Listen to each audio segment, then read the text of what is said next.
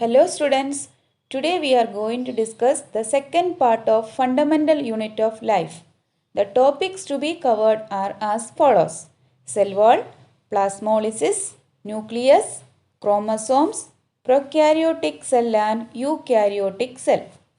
In the previous video, we have discussed the basic concepts about cell, that is who discovered cell, unicellular and multicellular organisms, the processes such as diffusion and osmosis, and different types of solutions such as hypertonic, hypotonic and isotonic solutions.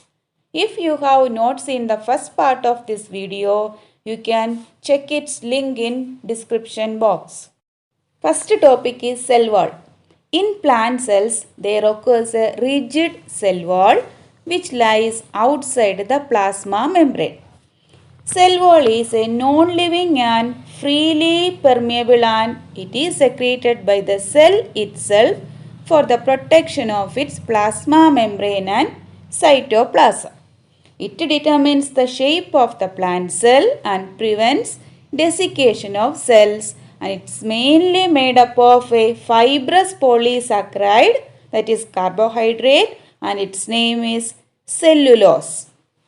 We can discuss the functions of cell wall. Cell wall of plant has the following functions. The main functions are: it permits the plant cell to become turgid, means as water enters the vacuole by osmosis, the plant cell expands. The cell wall has to be strong enough to resist this expansion and so enable the cell to become turgid. The second function is it provides mechanical strength to support the cell. The third function, it's freely permeable to water and substances in solution, and it has narrow pores, that is called as pits, through which fine strands of cytoplasm, it's called as plasmodesmata, are able to pass. So, these intercellular connections allow the exchange of materials between the living cell contents. We can move to the next topic, that is plasmolysis. When a living plant cell loses water through osmosis, there is a shrinkage or contraction of the protoplasm away from the cell wall. This phenomenon is called as plasmolysis. Thus, if a living plant cell is immersed in a concentrated sugar solution, the concentration of water molecule inside the cell will be higher than outside. As a result, water will move by osmosis from the higher water potential inside the cell to the lower water potential outside. The cell contents will shrink away from the cell wall and it will be plasmolyzed. Next, we can discuss the main topic of this chapter, nucleus. Nucleus is a major centrally located spherical cellular component, and it is bounded by two nuclear membranes, both forming a nuclear envelope. This nuclear envelope encloses a space between two nuclear membranes and is connected to a system of membranes called endoplasmic reticulum. The nuclear envelope contains many pores. These pores are called as nuclear pores, and it encloses the liquid ground substance, that is called as nucleoplasm.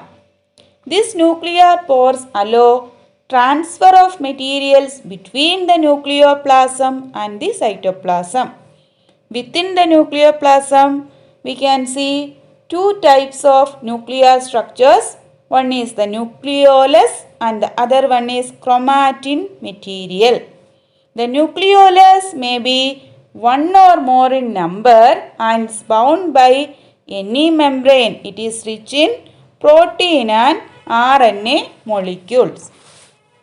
The chromatin material, it is a thin thread-like intertwined mass of chromosome material and is composed of the genetic substance DNA, deoxyribonucleic acid and proteins.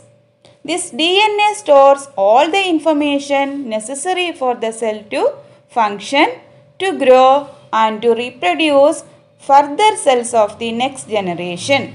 These distinct segments of DNA are called as genes. So we can consider the structure of chromosomes. Chromosomes are thread-like structures usually present in the nucleus and become visible only during cell divisions. These chromosomes contain hereditary information of the cell in the form of genes, and each chromosome is made up of two components.